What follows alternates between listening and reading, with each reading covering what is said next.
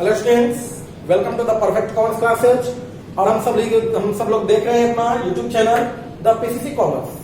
आज हम वही बात करने वाले हैं जिसकी चर्चा हम पिछले वीडियो में कर रहे थे बार बार। हमारे 14 फंडामेंटल प्रिंसिपल्स ऑफ मैनेजमेंट। जी हाँ, 14 सिद्धांत, वो आकर्षक सिद्धांत, अट्रैक्टिव और इंपॉर्टेंट सिद्धांत, वैसे प्रिंसिपल्स जिसको जानना हम लोग के लिए बहुत जरूरी है। ये सिर्फ इसलिए नहीं कि हमारे एग्जाम में कितने नंबर के आएंगे, बल्कि इसलिए भी कि मैनेजमेंट की दुनिया में बैकबोन कहा जाता है इनको, यानी रीढ़ की हड्डी कहा जाता है।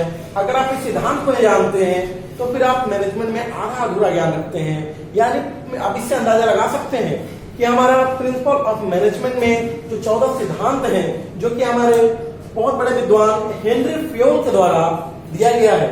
यानी आपसे क्वेश्चन देखिए एग्जाम में दो तरीके से पूछा जाएगा।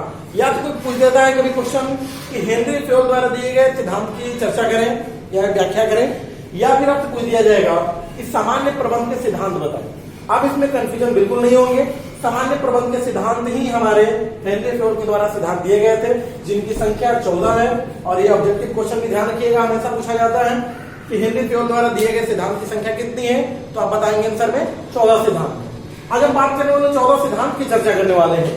आखिर वो कौन कौन से ऐसे प्रिंसिपल्स हैं जिसको हेनरी फ्योल साहब ने दिया था और जिसको जानना हम सभी लोगों के लिए बहुत जरूरी है, क्योंकि मैनेजमेंट की दुनिया में प्रिंसिपल्स ऑफ मैनेजमेंट का अपना एक बहुत ही महत्वपूर्ण स्थान है। तो आइए हम समय न गवाते हुए पहले सिद्धांत की हम चर्चा करते हैं।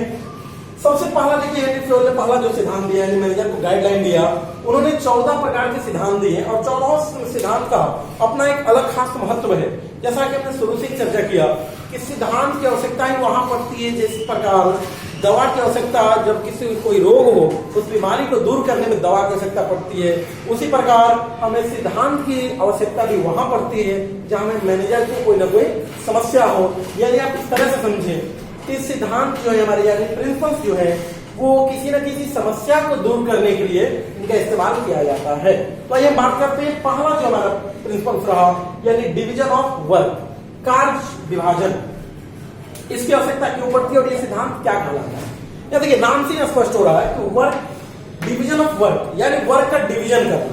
यहां पर बताया गया, इस सिद्धांत के अनुसार बताया गया कि हेनरी फ्योल ने कहा कि हम सबसे पहले एक मैनेजर को चाहिए कि अपने पूरे कार्य को, यानी कि पूरा हमारा जो मेन उद्देश्य है, उस पूरे कार्य को हम छोटे छोटे भागों में बांट लें और उसको बांटने के बाद छोटे छोटे कार्य को हम ऐसे व्यक्तियों को, ऐसे कर्मचारियों को सौंपना चाहिए जो उस कार्य को करने में निपुण है, यानी वो उसके एक्सपर्ट हैं और उस कार्य को आसानी से कर सकें। अर्थात कहें कि हम कार्य को सबसे पहले छोटे छोटे भागों में बांटना और उसे उन लोगों को सौंपना जो उस कार्य को करना अच्छी तरह से जानते हैं। इससे फायदा ये होगा कि संस्था में स्पेशलिस्ट लोगों की संख्या बढ़ेगी, क्योंकि एक ही कार्य को बार बार करने से वो व्यक्ति, वो कर्मचारी उस कार्य को करने का स्पेशलिस्ट हो जाएगा। इससे हमारा जो रिसोर्सेस होगा, जो हमारा संसाधन होगा, उसका ऑप्टिमम यूटिलाइजेशन होगा, यानी कि संसाधन का अनुकूलतम उपयोग होगा, अपव्यय नहीं होंगे, बर्बादियां नहीं होंगी और हमारा संस्था कम लागत में अच्छी वस्तु बना सकती है। और हमारे कर्मचारियों के बीच में भी, हमारे कर्मचारियों के अंदर स्पेशलिस्ट की क्वालिटी बढ़ेगी, यानी उनके अंदर स्पेशलाइजेशन बढ़ेगा, वो विशिष्ट हो जाएंगे, स्पेशलिस्ट हो जाएंगे। तो और कार्य का ऊपर प्रेशर भी कम रहेगा, यानी कार्य का बोझ कम पड़ेगा। उन्हें सिर्फ वही कार्य करना है जो कार्य उन्हें करने अच्छी तरह आता है। तो उम्मीद करते हैं ये समझ गए होंगे आप लोग। कार्य विभाजन का अर्थ हुआ कि कार्य को छोटे छोटे भागों में बांटना और इस प्रकार से लोगों को सौंपना, जो उस कार्य को उन्हीं लोगों को सौंपना जो उस कार्य को करना जानते हैं और उतनी ही मात्रा में सौंपा जाए जिसको आसानी से कर सकें।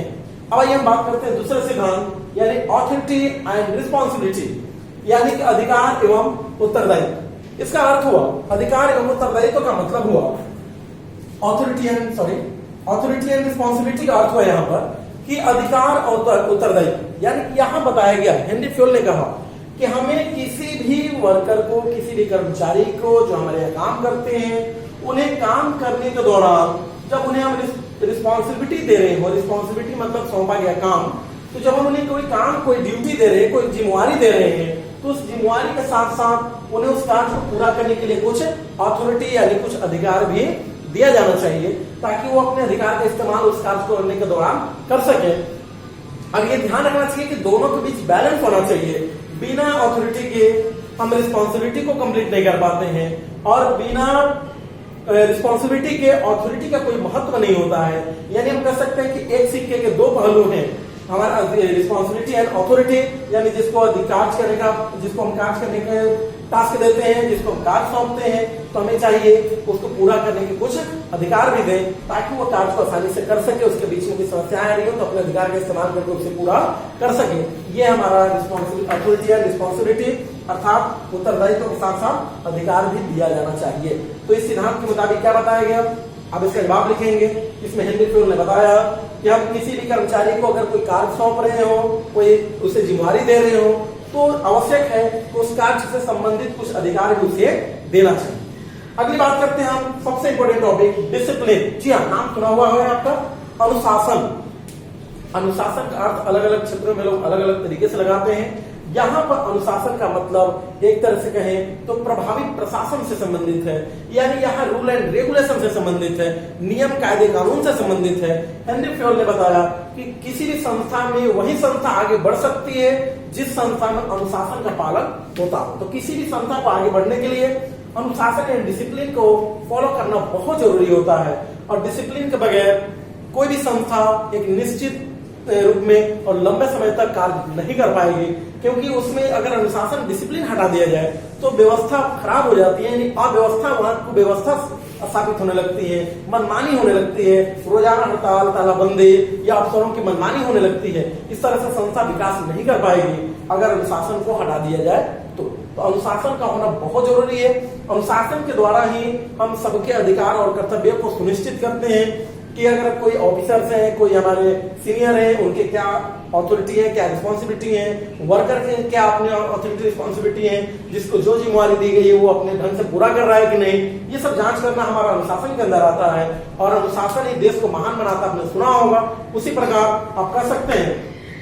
अनुशासन के द्वारा, अनुशासन में ये बताता है कि जिस कर्मचारी को, जिस भी हमारे पूरे ऑर्गेनाइजेशन में जो भी व्यक्ति कार्य कर रहे हैं, वो अपने वादे के अनुसार जो उनका कार्य है, जो अपनी ड्यूटी है, उस ड्यूटी को पूरा करें, समय से पूरा करें, अच्छे तरीके से पूरा करें। इसी का नाम है अनुशासन, और अनुशासन संस्था में होना बहुत जरूरी होता है, क्योंकि अनुशासन ही 100% कामयाब बनाता है आपको। अगली बात हम करते हैं यूनिटी ऑफ कमांड, अर्थात आदेश की एकता। देखिए एग्जाम के हिसाब से देखा जाए ये टॉपिक बार बार पूछा जाता है कि यूनिटी ऑफ कमांड क्या है, यानी आदेश की एकता क्या है।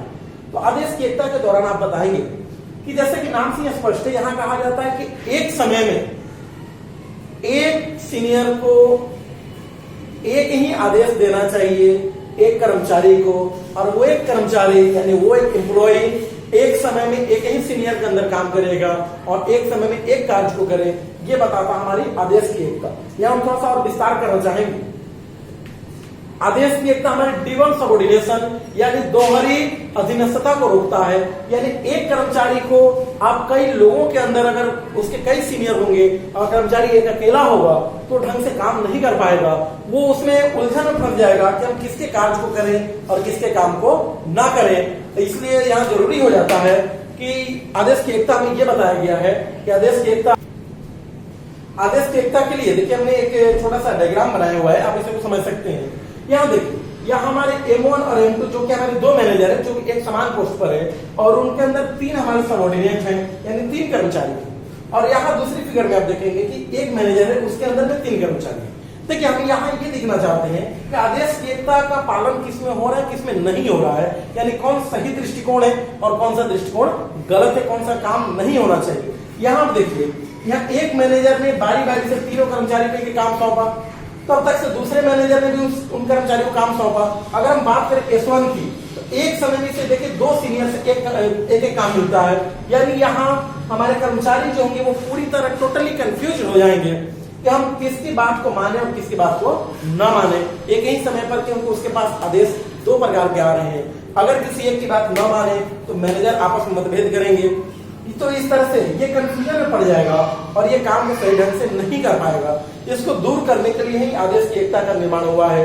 और यहाँ पर देखिए, सही दृष्टिकोण में एक मैनेजर अगर एक एक आदेश तीनों कर्मचारी को दे तो इन्हें कोई दिक्कत नहीं, आसानी से काम कर सकते हैं। इसलिए बताया गया यूनिटी ऑफ कमांड में आदेश की एकता हमें यही बताती है कि एक समय में एक मैनेजर एक वर्कर को यानी एक सबऑर्डिनेट को, एक कर्मचारी को एक ही काम दे, और इस तरह से आप देखेंगे कि काम भी आसानी से होगा और ये कर्मचारी एक समय पर एक ही मैनेजर के प्रति जवाबदेह होगा। यानी कि आप कह सकते हैं कि one time one senior one command to one employ, यानी एक समय में एक अधिकारी एक कर्मचारी को एक ही काम सौंपे।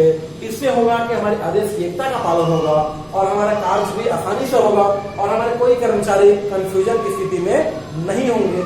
इसलिए ये दृष्टिकोण गलत माना जाएगा और ये सही माना जाएगा। तो आदेश की एकता में हमने क्या सीखा कि एक समय में एक कर्मचारी द्वारा एक सीनियर द्वारा एक कर्मचारी को एक ही काम देना चाहिए और वो कर्मचारी उसी सीनियर की बात को माने। आगे हम बात करते हैं यूनिटी ऑफ डायरेक्शन, निर्देश की एकता।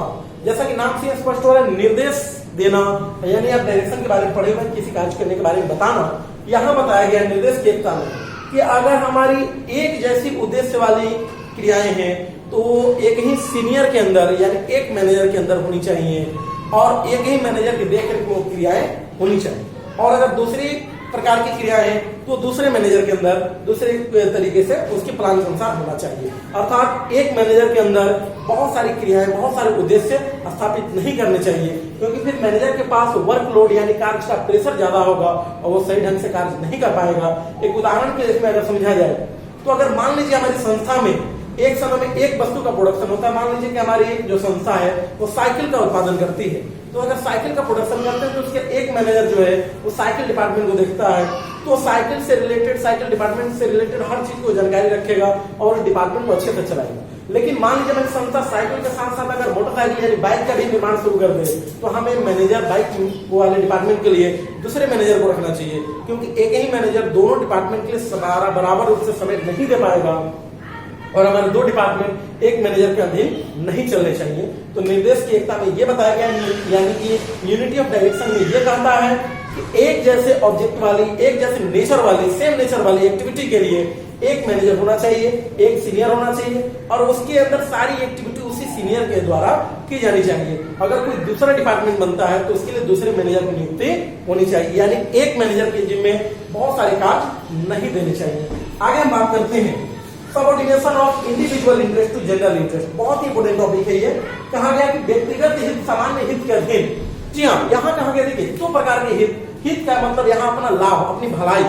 तो यहाँ कहा गया कि इंडिविजुअल इंटरेस्ट और जनरल इंटरेस्ट, यानी कि व्यक्तिगत लाभ और एक सामान्य लाभ। यहाँ हमारा जो हेनरी फोर्ड का प्रिंसिपल करता है कि एक मैनेजर को हमेशा ध्यान रखना चाहिए कि व्यक्तिगत लाभ यानी अपनी भलाई बाद में हो और जनता का यानी सामान्य हमारे संस्था का समाज का भलाई सबसे पहले आना चाहिए। यानी कि अगर हमें ये डिसीजन लेना हो कि हमें समाज के हित में और अपने हित में अगर मुझे किसी एक का चुनाव करना हो तो मैनेजर को सबसे पहले सार्वजनिक हित यानी सामान्य हित को चुनना चाहिए, क्योंकि सामान्य हित के अधीन अगर हम चुनाव करते हैं तो हमारे पूरी समाज का हमारी पूरी संस्था का विकास होता है और व्यक्तिगत हित को अगर बढ़ावा देंगे तो संस्था का भ्रष्टाचार और गबन यानी कि फ्रॉड की संख्या बढ़ने लगती है। तो यहाँ पर मैनेजर को हमेशा ध्यान रखना चाहिए कि यहाँ इंडिविजुअल इंटरेस्ट बाद में आता है और सबसे पहले हमारे संगठन का उद्देश्य आता है।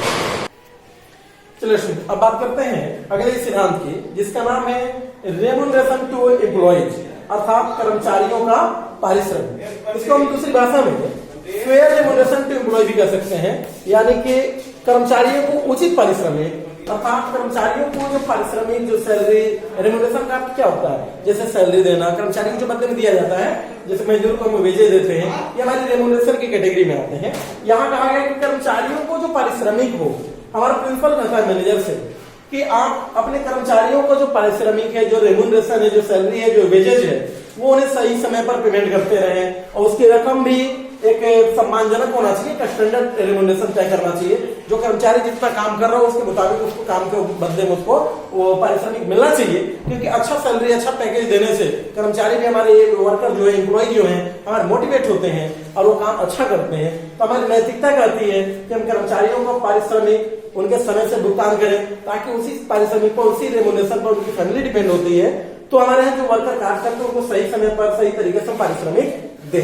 अगली बात करते हैं अगले सिद्धांत की, रेम्यूनरेशन सेंट्रलाइजेशन एंड डिसेंट्रलाइजेशन, अर्थात जिसको कहा गया केंद्रीकरण तथा विकेंद्रीकरण। देखिए केंद्रीकरण और विकेंद्रीकरण यानी सेंट्रलाइजेशन डिसेंट्रलाइजेशन बहुत इंपॉर्टेंट हमारा प्रिंसिपल होता है। यहाँ सेंट्रलाइजेशन एंड डिसेंट्रलाइजेशन का अर्थ हुआ कि हम सेंट्रलाइजेशन का अर्थ कहते हैं कि एक मैनेजर द्वारा जब पूरे अधिकार को, पूरी ऑथोरिटी को, पूरे पावर को जब अपने आप के पास रखा जाता है, यानी वो अपने पावर को, अपनी ऑथोरिटी को एम्प्लॉय में डिस्ट्रीब्यूट नहीं करता है, तो ऐसी सिचुएशन सेंट्रलाइजेशन कहलाती है। और जब कोई मैनेजर पूरे पावर को वर्कर में बांट देता है, तो ऐसे सिचुएशन को हम डिसेंट्रलाइजेशन के नाम से जानते हैं। यहां पर ये थ्योरम बताता है कि हमें हर समय में ध्यान रखना चाहिए, इफेक्टिव तरीके से सेंट्रलाइजेशन और डिसेंट्रलाइजेशन का फॉलो करना चाहिए, यानी प्रभावपूर्ण तरीके से हम लागू करें, जहां पर ना बहुत ज्यादा पावर को अपने पास रखें, क्योंकि हम कर्मचारी को अगर कार्य के साथ साथ पावर नहीं देंगे तो कार्य ढंग से नहीं कर पाएंगे। और हमें समय समय पर बहुत ज्यादा डिसेंट्रलाइज भी नहीं होना चाहिए, क्योंकि बहुत ज्यादा डिसेंट्रलाइज करेंगे तो फिर मैनेजर की वैल्यू खत्म हो जाएगी। तो ऐसी स्थिति में एक इफेक्टिव तरीके से हमें सेंट्रलाइजेशन और डिसेंट्रलाइजेशन फॉलो करना चाहिए। यानी यहाँ पर कहा गया कि मैनेजर को संतुलित मात्रा में केंद्रीकरण और विकेंद्रीकरण करना चाहिए, यानी कुछ पावर अपने पास रख करके और कुछ पावर वर्कर के बीच में बांट देना चाहिए। इस तरह से हमारा काम अच्छा होगा। और हमने जो दूसरे हमने सिद्धांत में पढ़ा था ऑथोरिटी और रिस्पॉन्सिबिलिटी, उसके तहत भी बताया जाता है कि हमें कुछ पावर अपने पास रखकर कुछ पावर वर्कर में बांट देना चाहिए। अब हम बात करते हैं स्केलर चेन, जिसको हम लोग कहते हैं सोपान श्रृंखला। ठीक है, स्केलर चेन में यह बताया गया है कि एक वर्कर को, एक मैनेजर को हमेशा इस बात का ध्यान रखना चाहिए कि हमें इस प्रकार का एक सीढ़ी बनाया गया, जिसको हम लोग फेयर की सीढ़ी के नाम से भी जानते हैं। आप ऐसे कह सकते हैं कि हमें एक डिपार्टमेंट से अगर दूसरे डिपार्टमेंट, ये कम्युनिकेशन के लिए एक सीढ़ी बनाया गया है कि हमें एक डिपार्टमेंट से अगर दूसरे डिपार्टमेंट तक अपनी बात पहुंचानी हो, तो हमें एक सीढ़ी क्या फॉलो करना चाहिए, यानी अपनी बात अपने सीनियर से रखना चाहिए, वो बात सीनियर को पहुंचाए, फिर वहां से एक दूसरे डिपार्टमेंट तक जाए। इससे होगा क्या कि हमारी संस्था में डिसिप्लिन फॉलो होगा, हमारी संस्था में कम्युनिकेशन का एक चेन बनेगा, और हमारी इस तरह से अच्छा हमारे यहाँ एक व्यवस्था बनेगा, ताकि हमें ये पता चलेगा कि हमारे कर्मचारी को कौन वर्कर किससे किस स्तर तक बात कर सकता है। इसके लिए हमारे कम्युनिकेशन को, संदेशवाहन को सही बनाने के लिए हम लोगों ने स्केलर चेन का निर्माण किया। इसका नाम हुआ लैडर ऑफ फ्यूल भी कहते हैं, इसको फ्यूल की सीढ़ी भी कहा जाता है, जिसको मुख्य रूप से सोपान श्रृंखला में ये बताती है कि एक डिपार्टमेंट को दूसरे डिपार्टमेंट के बीच में संदेशवाहन करने का एक सही क्रम क्या होना चाहिए। कोई भी बात आप अपने विचार, अपने बात को दूसरे डिपार्टमेंट तक पहुंचाना चाहते हैं, संदेश को, इसके लिए आप किसी भी स्तर पर किसी वर्कर से ना मिले, बल्कि आप अपने एक क्रम के माध्यम से, एक सीरीज के माध्यम से, अपने सीनियर के माध्यम से उस बात को वहां तक पहुंचाना चाहिए। इससे संस्था में हमारी अनावश्यक रूप से संदेशवाहन भी, अफवाह नहीं फैलेगी, और साथ साथ हमें एक सही क्रम मिलेगा ताकि अपनी बात को हम लोगों तक पहुंचा सकें। आगे कहा गया कि ऑर्डर अर्थात व्यवस्था अथवा क्रमबद्धता। देखिए, संस्था में ऑर्डर अर्थात व्यवस्था और क्रमबद्धता का होना बहुत जरूरी है। इसके तहत ये कहा गया कि हमारी संस्था में एक हर काम का अपना एक व्यवस्था होना चाहिए, हर काम का एक सिस्टम होना चाहिए, जिसके मुताबिक हमारे जो संसाधन है, जो रिसोर्सेस है, वो चाहे मेन हो, मनी हो, मटेरियल हो, मशीन हो, उसका हर चीज का अपना एक व्यवस्था होना चाहिए, और व्यवस्था के मुताबिक उसका एक निश्चित स्थान होना चाहिए, और उस स्थान पर उस वस्तु को वहां मौजूद होना चाहिए, अवेलेबल होना चाहिए। इससे संस्था में हमारी व्यवस्था बनी रहेगी और बिना वजह हमारे समय की बर्बादी नहीं होगी। व्यवस्था और क्रमबद्धता के सिद्धांत में, यानी कि ऑर्डर ऑफ प्रिंसिपल में यही बताया गया कि हर कार्य का, हर चीज का, हर वस्तु का, हर व्यक्ति का अपना एक निश्चित स्थान होना चाहिए, और वो वस्तु को, वो व्यक्ति उस स्थान पर पाया जाना चाहिए, ताकि हमारा समय बिना गंवाए हमारा कार्य निरंतर चलता रहे। उसके बाद हम बात करते हैं प्रिंसिपल ऑफ इक्विटी अर्थात समता का सिद्धांत। समता का अर्थ होता है बराबरी, जिसमें यह मुख्य रूप से बताया गया कि हमें मैनेजर को हमेशा समता का ख्याल रखना चाहिए, यानी अपने संस्था में जब तक मैनेजर काम करे उसके हमेशा ध्यान रखना चाहिए, वो इक्विटी का हमेशा भावना रखे, सबके साथ समान रूप से भावना रखे, उसे पक्षपात की भावना कभी नहीं होनी चाहिए, किसी के साथ भी वो भेदभावपूर्ण रवैया नहीं होना चाहिए। हमें हमेशा सबके साथ समान रूप से हम काम करते रहें, किसी के साथ डिस्क्रिमिनेशन की भावना हमारे बीच नहीं आनी चाहिए, वर्कर के बीच हमारी समानता बनी रहनी चाहिए, ताकि एक अच्छा मैसेज जाए, कर्मचारी को कभी ये ना लगे कि हमारे साथ भेदभाव होता है, सबके साथ समान रूप से कार्य होता रहे। उसके बाद व्यवहार में समान रूप से करना चाहिए। उसके बाद प्रिंसिपल है स्टेबिलिटी ऑफ पर्सनल, कर्मचारियों में अस्थायित्व। जी हाँ, ये बिल्कुल बहुत जरूरी होता है सिद्धांत, क्योंकि स्टेबिलिटी ऑफ पर्सनल का मतलब हुआ हमारे कर्मचारियों में अस्थायित्व होना चाहिए। अस्थायित्व का अर्थ ये हुआ कि कि हमारे यहाँ जो भी स्टाफ आए, जो भी कर्मचारी काम करने आए, वो लंबे समय तक हमारे यहाँ टिके, लंबे समय तक रुके। इससे होगा क्या कि संस्था की गुडविल बढ़ती है, और एक कर्मचारी अगर आपके यहाँ रेगुलर काम करता है किसी संस्था में, तो संस्था के साथ उसकी अपनापन की भावना बढ़ती है, और वो संस्था का हानि लाभ उसे अपना हानि लाभ के समान लगता है, और वो संस्था के लिए बहुत ही ईमानदारी के साथ कार्य करता है। इसलिए हमेशा ध्यान रखना चाहिए कि कर्मचारियों में आप स्थायित्व की भावना लाएं। तभी संभव है जब आप उस कर्मचारी के साथ अच्छा बिहेव हो, उसको उचित पारिश्रमिक मिले, उसके रेमुनरेशन फेयर रेमुनरेशन होना चाहिए, और समय समय पर उसको मोटिवेट किया जाए, ताकि कर्मचारी भी अपने आप को अपनापन महसूस कर सके और लंबे समय तक आपकी संस्था में टिके। उसके बाद अब हमारा इनिशिएटिव अर्थात पहल क्षमता। जी हाँ, पहल क्षमता का अर्थ होता है किसी भी चीज की शुरुआत करना, यानी पहल करना, अपनी विचार देना, अपनी राय देना। हमें हमेशा वर्कर के साथ ये भावना रखनी चाहिए कि हमारे वर्कर किसी कंडीशन में अगर जरूरत पड़े तो मैनेजर को अपनी सलाह दे सके, आवश्यक राय दे सके, और हम उनकी राय को सुने, समझें, और कुछ आवश्यक लगे तो उनको माने भी। यानी कि हर वर्कर के अंदर हम इस भावना का विस्तार करें कि वो समय आने पर अपने उत्तम और अच्छे विचार हम तक पहुंचा सकें। और आखिरी हम प्रिंसिपल की बात करते हैं, एस्पेरिटी कॉर्प्स अर्थात सहयोग की भावना। एक मैनेजर के अंदर सबसे इंपॉर्टेंट ये भावना होनी चाहिए। एक मैनेजर को हमेशा हर वर्कर के साथ सहयोग की भावना। एक मैनेजर को कभी ये नहीं लगना चाहिए कि जो भी कार्य हो रही है, संस्था सफल हो रही है तो सिर्फ मैनेजर की वजह से। ये भावना गलत है। यहाँ पर हमें एस्पेरिटी कॉर्प्स की भावना होनी चाहिए, सहयोग की भावना। उसे ये लगना चाहिए कि किसी भी संस्था को आगे बढ़ाने के लिए मैनेजर और वर्कर दोनों की आवश्यकता है।